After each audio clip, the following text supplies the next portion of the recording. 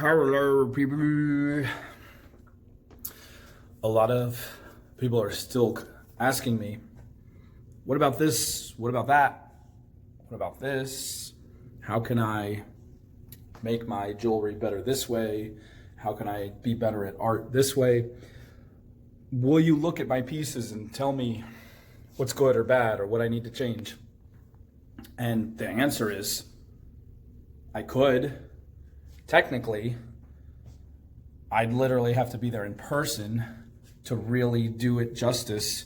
So I could fly, I could find you and hook up with information and fly to where you are and look at your pieces and tell you all the things that I think you could change to be better or worse, or, you know, the things you need to get rid of, things you need to add. But first of all, I couldn't do that for every person who would like me to, unless they could pay for my plane ticket and my hotel and all this stuff to make it worth it for me to run around the country doing that. That would literally be fun.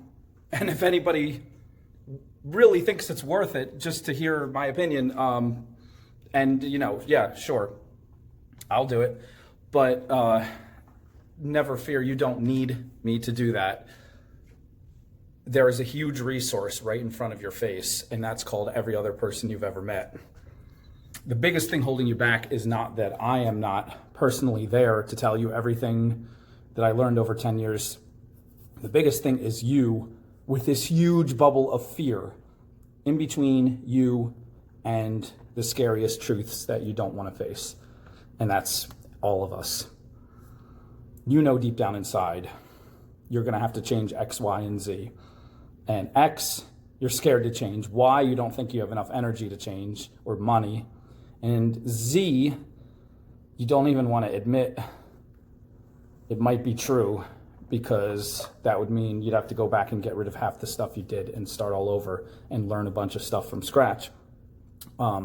So this huge fear, and this isn't just jewelry or art, this is humanity.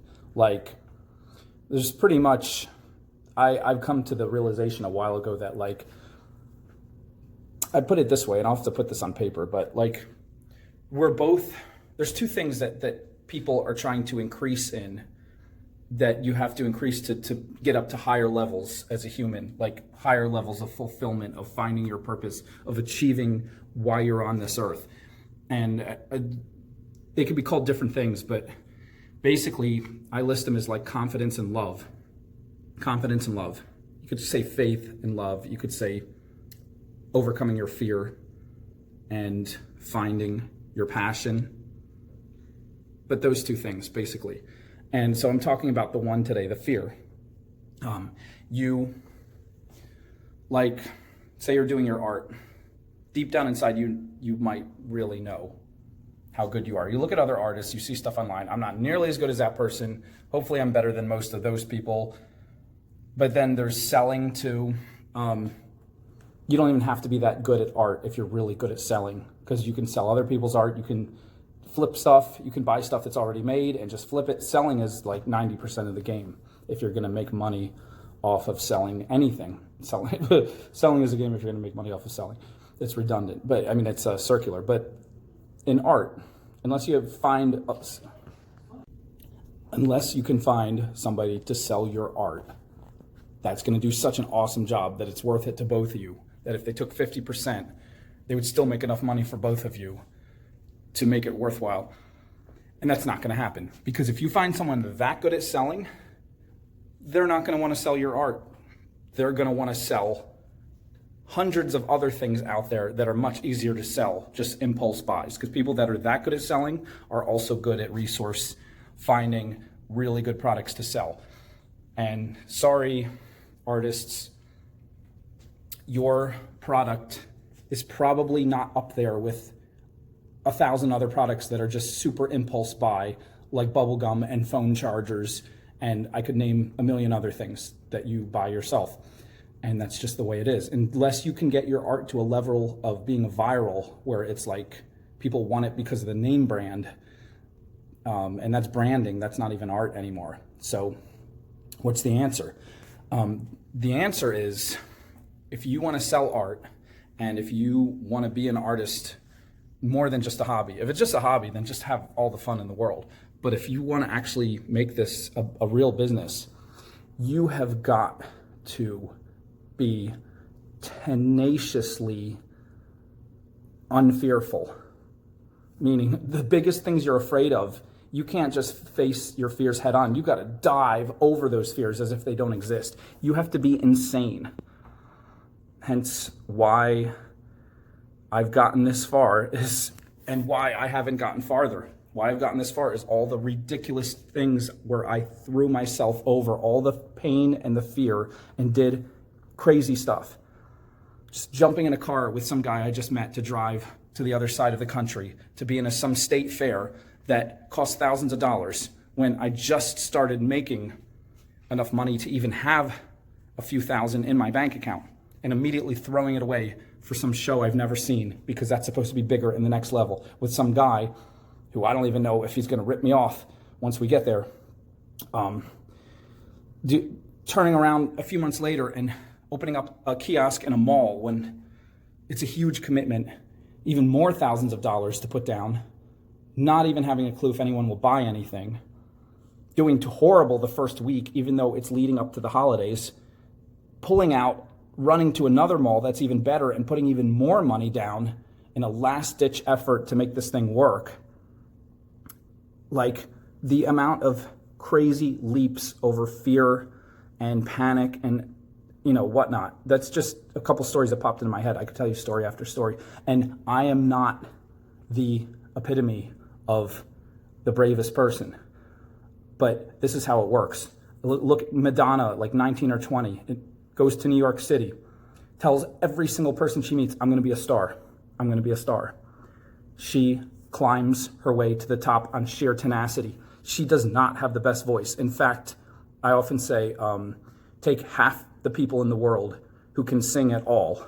Take half the people in the world. Half the people in the world can probably sing better than Madonna, and the other half probably can't sing at all. She's so average. She's like the person who sings in the shower and sounds kind of good sometimes. But she made herself a star because she climbed her way into producers and record deals and that X factor, and she just made herself a star based on sheer tenacity. You've got to do that if you want to be an artist. And if you don't think you could do that, then you have to find something else that will excite you, because the amount of passion you're going to need and the amount of craziness to do this is just, it's something I can't give you. I can't,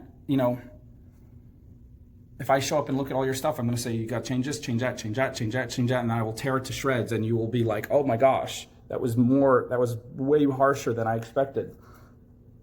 But because I've gone to all the craft shows, I've gone to other things, I've seen 95% of people fail. 95% of people who go to craft shows spend more money to be there than they make. 95% try it for one summer and give up. The people in the malls, the people who get kiosks just for the holiday season, 80% don't come back the next year. It is a rough way. It's bohemian, it's crazy.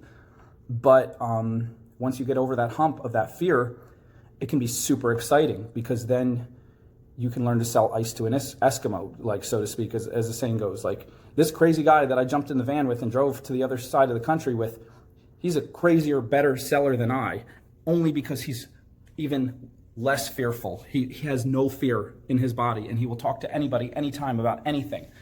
And I had to develop that. That didn't come immediately. But even now, like, I'll be lazy, I'll be tired, I don't want to talk to someone. Someone comes up to the booth, I'm in the middle of a video, I don't want to talk to you about jewelry. I can tell by looking at you, you're not interested in buying. And then something kicks in and says, why? You know what you're doing. You've told everybody else how to do this. Why are you going to let this person walk away? So I take a deep breath and I do all the things. What's your favorite piece? Are you looking for a gift? And they tell me, no, just looking, I'm not going to. And they're walking away. And I say, wait.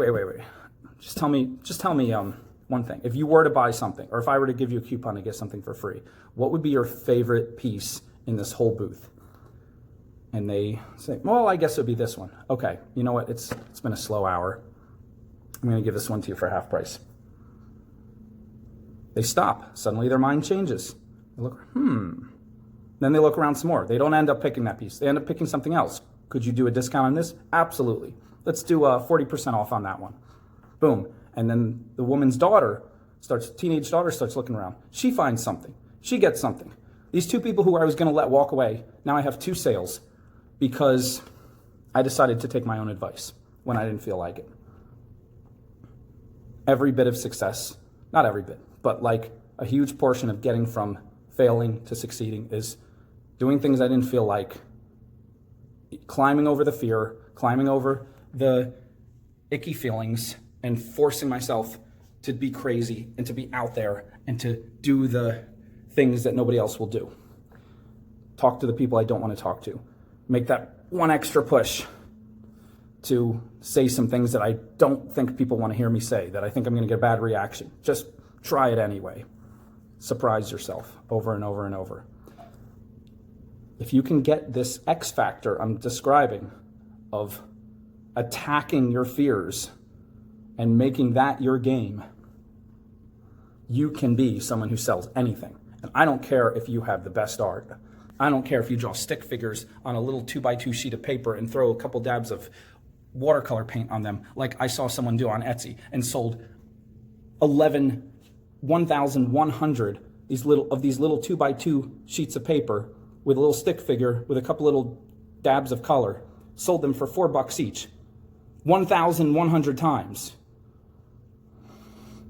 Because she had that X factor where she knew how to get people to buy. So it's not even about your art. It's about your fear. Conquer your fear. And you don't conquer it by asking me how. You just do it.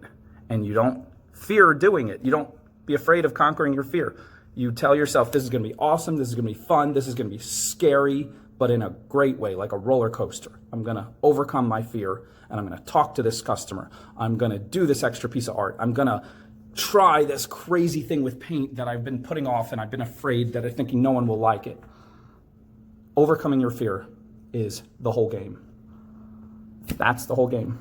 You do that, you will be a successful person at selling art or doing anything. And if you're not meant to sell art and you don't realize it yet, overcoming your fear will get you way closer to what you really find you love in life. And I don't know what that is, but you will know.